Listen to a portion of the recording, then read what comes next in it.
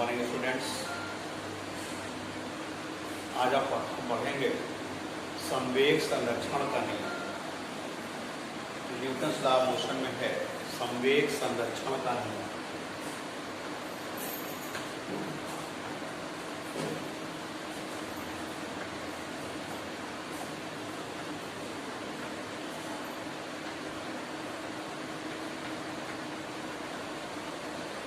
देखिए संवेग संरक्षण का नियम क्या होता है बेटा। संवेग संरक्षण के नियमानुसार बाह्य बल के अभाव में प्रत्येक पिंड का संवेग नियत रहता है। संवेग संरक्षण के नियमानुसार बाह्य बल के अभाव में प्रत्येक पिंड का संवेग नियत रहता है। यही संवेग संरक्षण का नियम है। संवेग संरक्षण का नियम क्या होता है बेटा। बाह्य बल के अभाव में प्रत्येक पिंड का संवेग नियत रहता है। यही संवेग संरक्षण का नियम है। अब देखिए संवेग संरक्षण के नियम का सत्यापन कैसे प्रूव करेंगे।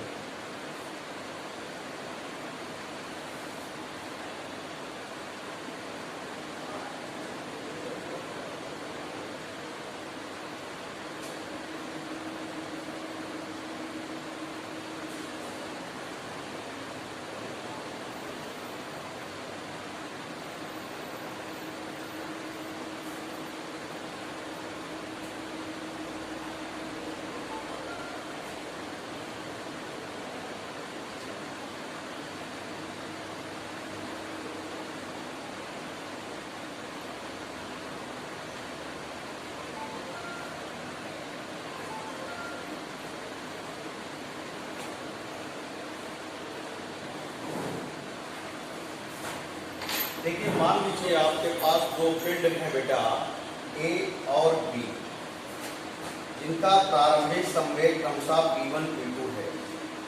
पिंड ए पिंड बी पर FAB बल डेल्टा T समय तक आरोपित करता है, तो इसका संवेग हो जाता है P2 डैश। और पिंड बी पिंड ए पर FBA बल डेल्टा T समय तक आरोपित करता है, तो इसका संवेग हो जाता है P1 डैश। बात समझ आ गई। अब आपको मालूम है कि संवेग परिवर्तन की दर आरोपित बल के बराबर होती है। संवेग परिवर्तन की दर क्या होती है बेटा। आरोपित बल के बराबर होती है। तो यहां से अगर आप F निकालेंगे तो क्या होगा। F आएगा डेल्टा P इंटू क्या होगा डेल्टा T आएगा। इसी फार्मूले के अकॉर्डिंग क्या करोगे बेटा। FAB equals to delta P इसका लेंगे P2 dash minus P2 into delta T equation number 1। आप देखिएगा FBA लेंगे तो आएगा P1 dash minus P2 P1 into क्या होगा डेल्टा T होगा इक्वेशन नंबर 2। बेटा न्यूटन का आपका थर्ड लॉ होता है FAB बराबर माइनस FBA। अब यहां पर ध्यान दीजिएगा, यहां पर इक्वेशन नंबर 3 में FAB और FBA की वैल्यू पुट करिएगा। देखिए क्या मिलेगा। FAB P2 dash minus P2 into delta T बराबर P1 dash minus P1 into delta T minus delta T से डेल्टा T क्या होगा बेटा कैंसिल आउट हो गया। तो क्या होगा ध्यान दीजिएगा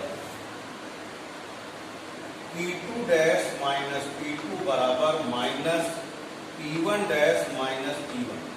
अब माइनस का अंदर मल्टीप्लाई करेंगे P2 डैश माइनस P2 बराबर minus P1 dash plus P1। बेटा बल वाले टर्म को एक साथ करते हैं, डैश वाले टर्म को एक साथ करते हैं। P1 plus P2 equals to P1 dash plus P2 dash. देखिए, बल आरोपित करने के पहले कुल संवेग और बल आरोपित करने के बाद का कुल संवेग दोनों बराबर है।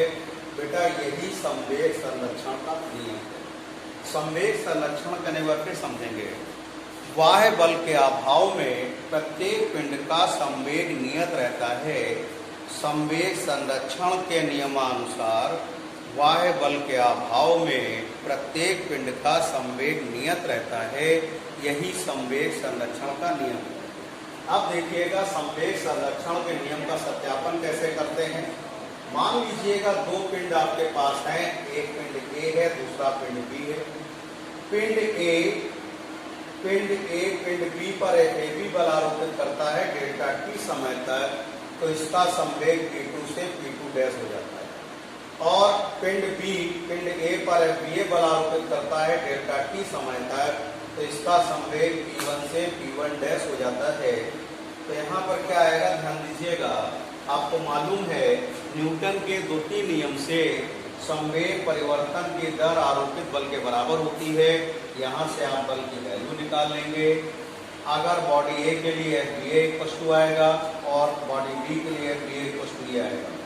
न्यूटन के तृतीय नियम से न्यूटन का थर्ड लॉ क्या है, FAB माइनस FBA। बेटा वैल्यू रखेंगे, डेल्टा T से डेल्टा T कैंसिल कर देंगे, तो आपके पास ये आएगा। तो संवेग ये क्या है, बल आरोपित करने के पहले संवेग बराबर बल आरोपित करने के बाद संवेग, यानी यही संवेग संरक्षण का क्या है बेटा, नियम है। देखिए बेटा, हम न्यूटन लॉ ऑफ मोशन की आपको एनसीईआरटी प्रॉब्लम्स कराते हैं बेटा। प्रॉब्लम 5.5 है बेटा। 15 मीटर पर सेकेंड की प्रारंभिक चाल से गतिमान 20 किलोग्राम सहायता के किसी पिंड पर 50 न्यूटन का स्थायी मंदन बल आरोपित किया गया है। पिंड को रुकने में कितना समय लगेगा, आपको ये बताना है। तो ध्यान दीजिएगा, यहाँ पर U दिया है 15 मीटर प्रति सेकेंड और यहाँ पर बल लगाया गया है, मंदक बल है आपके पास, मंदक बल लगाया गया है F -50 न्यूटन। मास दिया है m बराबर 20 kg दिया हुआ है बेटा। रुकने में कितना समय लगेगा आपसे ये बता रहे हैं।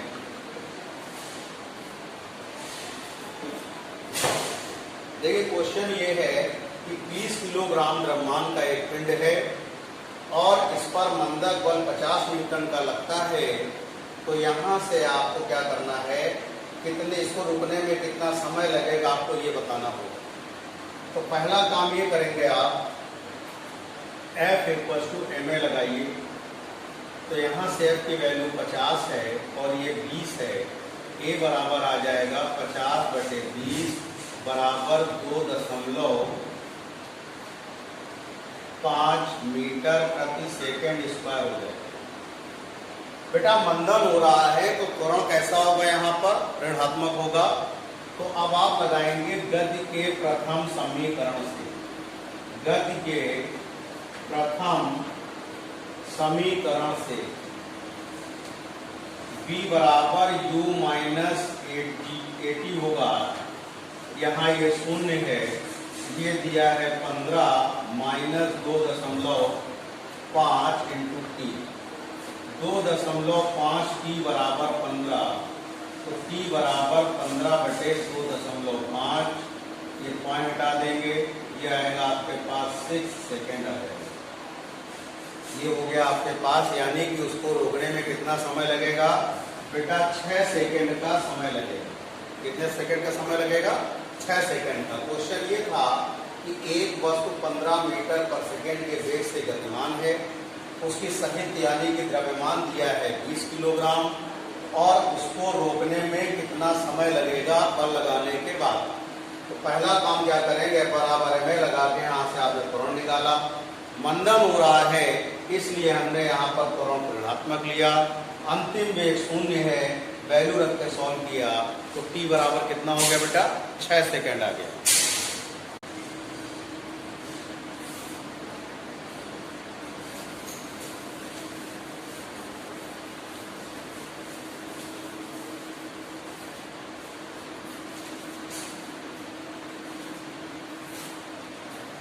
बेटा नेक्स्ट क्वेश्चन है आपका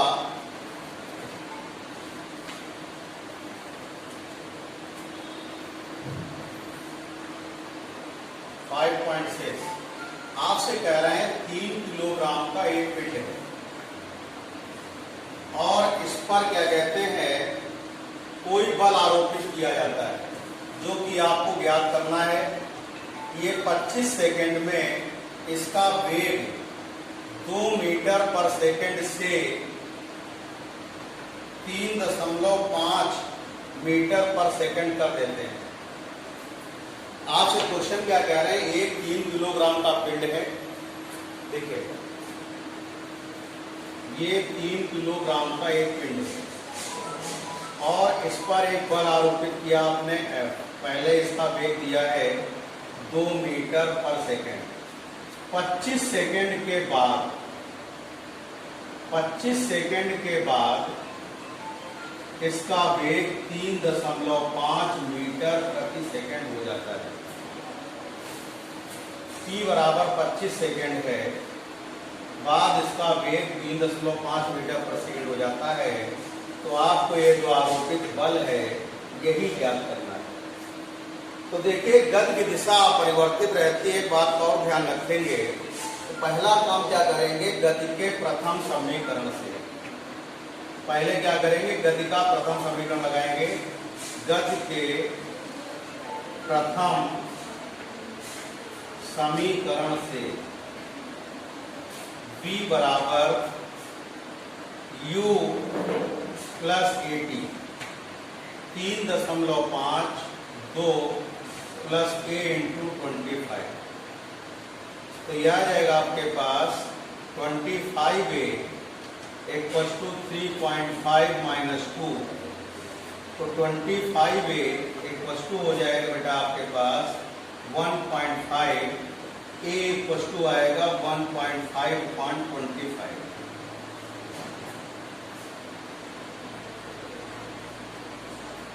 ये पॉइंट आ दीजिए, 0 बढ़ा लीजिए। 3 कितना हो जाएगा 50 मीटर पर सेकेंड स्क्वायर लिया जाएगा। अब आपको बल चाहिए, क्या चाहिए बेटा, बल चाहिए। तो F इक्वल्स टू क्या होगा, ma लगाएंगे, इसकी वैल्यू 3 गुणे 3/50। देखिए F equals to 3 into 3/3 equals to 9/15 equals to 0.18 metre. ये बेटा आपका आंसर है।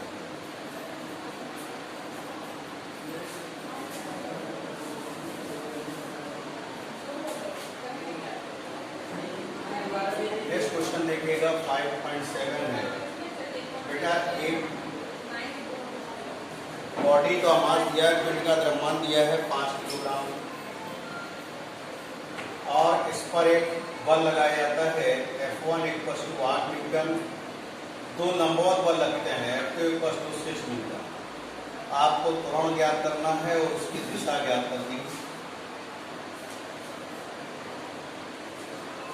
देखिए ये आपके पास बॉडी है और इस पर एक फोर्स लगा हुआ है F1 इक्वल्स टू 8 न्यूटन और F2 इक्वल्स टू 6 न्यूटन का फोर्स लगा हुआ है।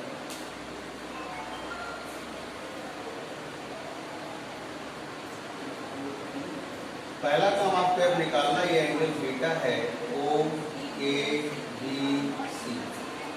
अब देखिए पहला काम क्या करेंगे, इसमें समकोण त्रिभुज लगाएंगे आप। समकोण त्रिभुज BAO में OB square equals to OA square plus AB square. F square equals to F1 square plus F2 square. F square equals to 8 का स्क्वायर प्लस 6 का square. F square equals to 64 plus 36। F square equals to 100। F equals to √100। F equals to 10 newton. अब इसमें आपको acceleration find करना है। F equals to ma, 10 equals to 5 into 2a, a equals to 10/15, 2 metre पर second square. ये हो गया sir.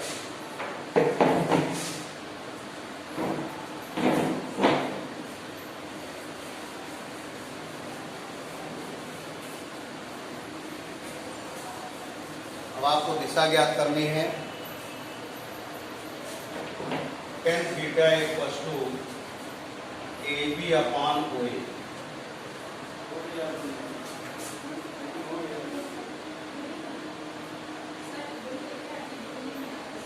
tan theta equals to आपके पास आ गया 6, ये आएगा आपके पास AB/OA। tan theta equals to 6/8, tan theta equals to 2/3/4, theta equals to tan inverse 3/4।